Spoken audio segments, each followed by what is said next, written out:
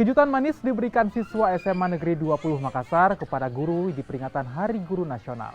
Di hari spesial ini, para guru mendapat kado mulai dari coklat, buket bunga, hingga kue tart. Siswa juga menyampaikan permintaan maaf dan ucapan terima kasih atas bimbingan selama menuntut ilmu.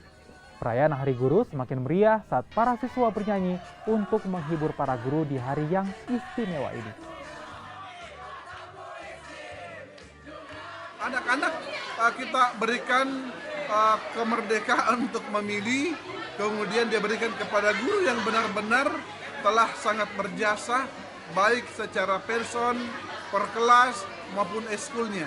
Dengan demikian, itu menjadi motivasi bagi ayah dan ibu guru-guru kami untuk tetap memberikan pelayanan yang terbaik bagi anak-anak kita. Untuk hari spesial ini untuk seluruh guru di Indonesia, kami persiapkan terkhusus untuk guru kami beberapa persembahan. Untuk di upacara tadi sudah diberikan buket kepada semua guru dan pembagiannya itu rata, semua guru dapat, dan diucapkan permintaan maaf kami sebagai siswa yang mungkin kami sering berbuat salah, sering berbuat onar di kelas, tidak memperhatikan pelajaran.